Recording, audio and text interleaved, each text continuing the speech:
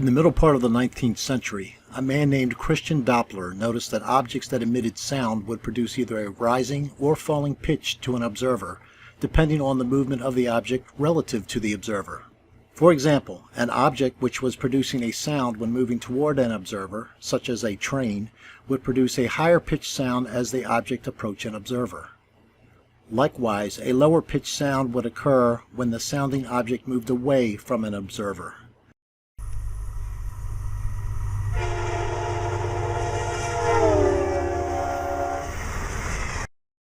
We know this today as the Doppler effect. Late in the 20th century, we merged radar technology with the Doppler effect, and we came up with Doppler radar, which is currently on your screen. Moisture shows up on Doppler radar much like it does on traditional radar, with one large exception, which makes Doppler radar superior. The Doppler radar unit detects the direction in which the moisture is moving relative to the Doppler unit itself. For example, moisture heading toward the Doppler radar may appear green, while moisture or precipitation heading away from the Doppler unit may appear red. The different colors tell meteorologists much more information than traditional radar can produce. In fact, it is the only tool that can be used outside of direct human observation to detect a funnel cloud or tornado. That is the hook image you see highlighted in this Doppler radar image. It is important to note that Doppler radar has no computation or compensation built in for the direction in which the signal is returned. In other words, an object moving toward the radar unit will shift the image towards green if the precipitation is moving toward the unit itself. It doesn't matter if the returned image is to the north or to the south or to the east or west.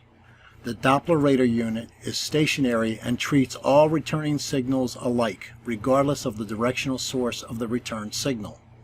And thus, with the spinning ball Earth that we are told exists, we've got a big problem. You see, if the Earth is rotating at somewhere between 750 to 1,000 miles per hour to the east, depending on the latitude of the radar unit, the Doppler effect would be totally negated by the Earth's rotation.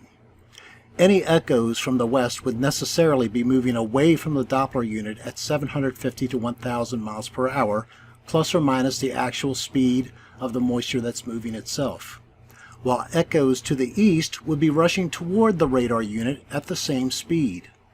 All the other angles in between would create an almost infinite and nightmarish computation for the radar unit to sift through in order to make sense of the echoes received. The bottom line is, there is no computation or correction for any Earth movement whatsoever. The radar unit interprets all echoes the same, regardless of the compass direction. Doppler radar would be a total impossibility on a moving Earth. It simply would not exist. It would not and could not work if the Earth is a spinning ball.